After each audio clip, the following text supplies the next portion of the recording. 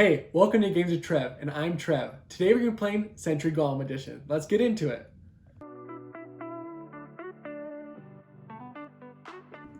For those that don't know, Century Golem Edition is actually the exact same game as Century Spice Road. So if you have either game, it's okay because these rules are going to apply to whichever game you have. Now, to set up the game, you're first going to want to take the Golem cards. The Golem cards are the ones with gray backs and golems on them. Shuffle them and place 5 of them out on the top of your playing space. Then you're going to want to find your copper and silver pieces. You're going to take 2 times as many players for each of the pieces. So in our case, we're going to have 3 players. So we're going to have 6 of each of the different pieces. Now you're going to take your 6 or however many copper pieces you have and put them on top of the far leftmost golem card. And then take your silver pieces and put them on top of the card next to it. Now you're going to take your merchant cards and you're going to divide them into 2 piles. There's purple outline cards and blue outline cards. The purple outline cards are the player's starting hands. You're going to give 2 of each of the different types to each player and return any of the leftover purple cards to the box. Now take the blue outline cards, shuffle them, and place 6 of them out below the golem cards. This is going to make your market. Now you're going to find the crystals. The crystals come in 4 colors: yellow, green, blue, and pink. You're going to place them anywhere convenient for all the players to be able to grab them, for you're going to be reaching for them throughout the whole game. Now you need to find the Caravan cards. The Caravan cards are the ones with gold backs, and what you're going to do is you're going to take 1 for each player, making sure that you have the crystal on one of the cards. What you're going to do is you're going to mix them up, hand 1 out to each player, and the player with the crystal is the start player. So to start the game, each player starts out with a different amount of crystals. The first player starts out with 3 yellow crystals, the second and third player start out with 4 yellow crystals, and the 4th and 5th player start out with 3 yellow crystals and a green crystal. Put them in your Caravan card in their respective slots. And note, you can never go over 10 crystals throughout the entirety of the game. Now, on your turn, you can do one of the following.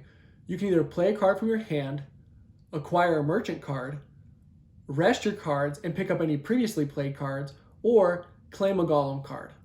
Now we're going to break down each action. When playing a card, there are 3 types. The first type are crystal cards. And now using these for an example, I'll show you how it's done. On this card, you will just respectively gain a green and a yellow, whereas this one, you will only gain a pink crystal. The next type of card is an upgrade card. Using the one from our start player hand, I'll show you how it's done. With this card, you can see that it has 2 crystals with an arrow pointing up. That means you can upgrade either 2 crystals once or 1 crystal twice. And the upgrade is done like this: yellow, green, blue, and pink, in that order respectively. The next type of card are trade cards, and this is how it's done using this card as an example. You can take 3 yellows and change it for a green and a blue. And so what you'll do is you'll take 3 yellows from your Caravan card, return them to the supply, and take your gained green and blue crystal. The next action is acquire a merchant card. The way that's done is if you want the leftmost card, you can take it for free. But if you want any other card, you must pay for it. And the way that's done is like this. So for the example, if we want the 4th merchant card, what we'll do is we'll take a crystal from our Caravan and place on every card in front of it. So if we want the 4th one, we have to place a crystal on the 1st card, 2nd card, and 3rd card, no matter the color. It's up to you. Now take the acquired merchant card, place it into your hand. Then to refill the market, what you're going to do is you're going to take any card to the right of the slot you took and slide them into that slot. Now from the merchant draw deck, flip over a card and place it into the empty spot. The next action is rest. Whenever you want to, you can rest your cards.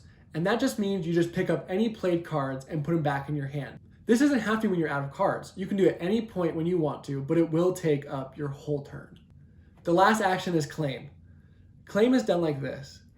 Let's say for an example, I have been saving up my crystals to get this card.